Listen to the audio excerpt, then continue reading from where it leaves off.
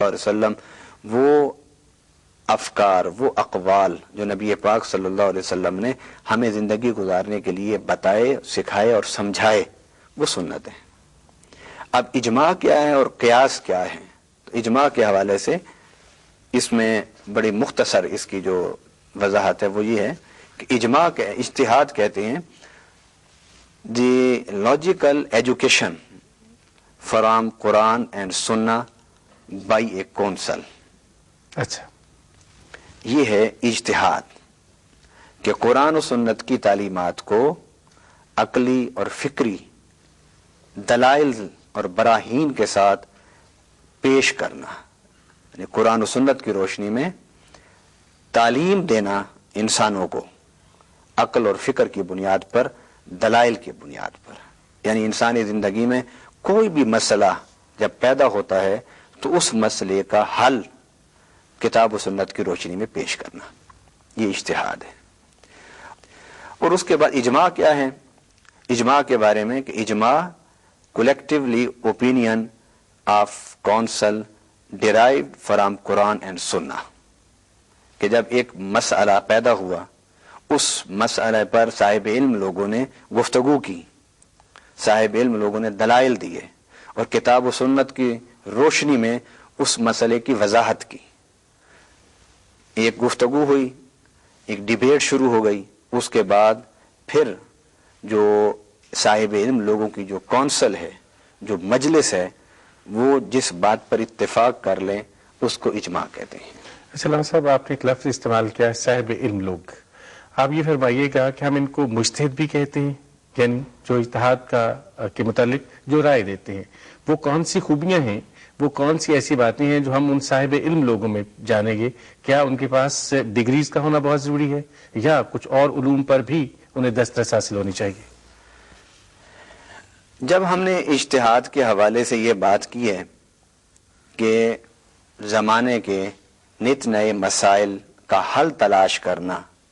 اور حل تلاش کرنے کے لیے کتاب و سنت کو سامنے رکھنا، تو اس کے لیے ایک لازم بات جو ابھر کے سامنے آتی ہے وہ یہ ہے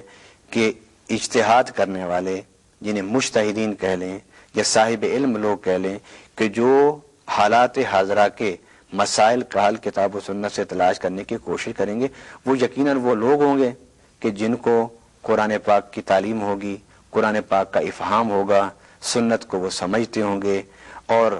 امت میں جو فقہ اب تک مدون ہوئی ان پر ان کی نظر ہونی چاہیے، اور اسلامی جو ادوار ہیں، خلفائے راشدین کا دور، اس کے بعد بنو امیہ، بنو عباس، اس کے بعد خلافت ترکیہ،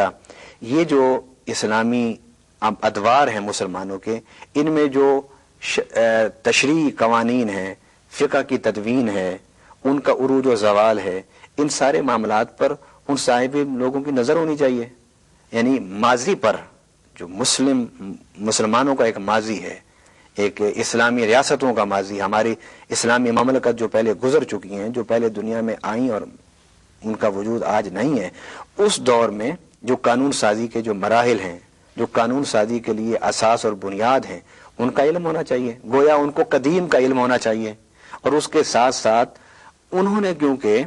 آج کے مسائل کا حل کتاب و سنت سے پیش کرنا ہے اور کتاب و سنت کے حوالے سے بیان کرنا ہے، تو اس لیے ان کا جو علوم عصری ہیں،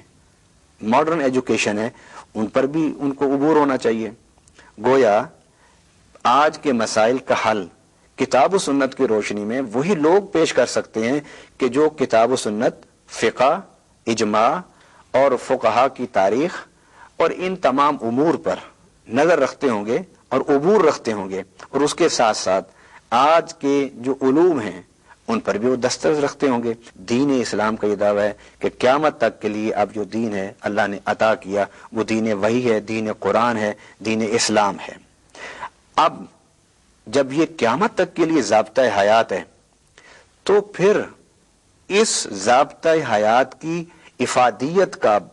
اگر آپ باقی رکھنا چاہتے ہیں تو اس کے لیے ایک ہی راستہ یہ ہے کہ ہم اجتہاد کرنے کی صلاحیت و اہلیت اپنے اندر پیدا کرنے کے بعد آج کے مسائل کو کتاب و سنت کی روشنی میں حل کرنے کی کوشش کریں۔ علامہ صاحب، آج اگر فرض کر لیں کہ ایک موضوع پر اجتہاد ہو جاتا ہے تو آج سے آنے والا جو وقت ہے اس میں ظاہر حالات مزید بدل جائیں گے، وہ واقعات مزید بدل جائیں گے، جسے ہم پرانے دور سے آج کے دور میں اگر آئے ہیں تو ہم گلوبل ولیج کی ٹرم بھی استعمال کرتے ہیں، انفارمیشن ٹیکنالوجی کا دور بھی استعمال کرتے ہیں اس کے لیے ٹرم. آپ یہ فرمائیے گا کہ جو آج کا اجتہاد ہے کیا اسے کچھ عرصے کے بعد پھر سے ریویو کیا جائے گا، اس کو پھر سے رینیو کیا جائے گا، اس کو پھر سے دیکھا جائے گا کہ اب کے حالات کے مطابق یہ اجتہاد کا اب ہم نے کیا حل نکالنا ہے اس مسئلے کا؟ جب ہم یہ طے کر چکے ہیں کہ مسائل کا حل قرآن سنت کی روشنی میں تلاش کرنا، کن مسائل کا حل؟ جو آج کے مسائل ہیں، جو زمانے کے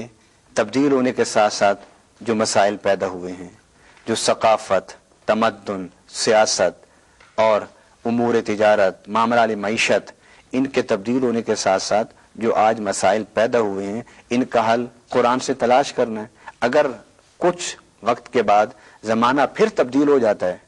تو ہمیں اثر نو پھر دوبارہ ان مسائل کا حل قرآن و سنت کی روشنی میں تلاش کرنا ہوگا. اجتہادی اور قیاسی جو مسائل ہوتے ہیں وہ دائمی نہیں ہوتے، ان کا جو حل تلاش کیا جاتا ہے وہ وقت کے تقاضوں کے ساتھ ان کا حل تلاش کیا جاتا ہے، اور اگر وقت کے تقاضے بدل جائیں تو پھر دوبارہ اس وقت میں نئے پیدا ہونے والے مسائل کو کتاب و سنت کی روشنی میں اثر نو پھر ان کا جائزہ لے کر اجتہاد کی طاقت کے ساتھ ان کا حل پیش کرنا ہوگا. میں آپ کو ایک مثال دیتا ہوں کہ اجتہاد نبی پاک صلی اللہ علیہ وسلم کے زمانہ سے شروع ہوا، حالانکہ وہ وقت تو وہ تھا کہ جب قرآن اتر رہا تھا اور خود صاحب وحی حضرت محمد رسول اللہ صلی اللہ علیہ وسلم جلوہ گر تھے. آپ نے حضرت معاذ بن جبل کو یمن کا قاضی بنا کر بھیجا. آپ نے پوچھا بما تقضی یا معاذ، اے معاذ آپ کیسے فیصلہ کریں گے؟ تو حضرت معاذ بن جبل رضی اللہ تعالیٰ عنہ نے کہا اقضی بکتاب اللہ، کہ میں کتاب اللہ کی روشنی میں فیصلے کروں گا. آپ نے فرمایا فَإِن لَمْ تَجِدْ فِي، اگر اس میں نہ پائے تو اقضی بسنت رسول ہی، تو میں پھر سنت رسول کے مطابق فیصلے کروں گا. آپ نے فرمایا اگر تجھے کتاب اللہ اور سنت رسول میں اگر اس کا حل نہ ملے تو پھر تو کیسے کرے گا فیصلے؟ کہ اجتہد برأیی، تو پھر میں اجتہاد کروں گا، اور اجتہاد کے ذریعے سے کتاب و سنت کو سامنے رکھتے ہوئے اجتہاد کروں گا اور پھر اس مسئلے کا فیصلہ کروں گا. تو حضور صلی اللہ علیہ وسلم ان کے اس جواب پر اتنے خوش ہوئے کہ آپ نے یہ کلمات ارشاد فرمائے الحمدللہ الذی وفق رسول اللہ صلی اللہ علیہ وسلم بما یرضی بہ، کہ اللہ تعالیٰ کا شکر ہے، اللہ کی تعریف ہے کہ اس نے توفیق دی رسول اللہ صلی اللہ علیہ وسلم کے رسول یعنی سفیر کو، نمائندے کو، ترجمان کو اس بات کی توفیق دی جس پر وہ راضی ہے. گویا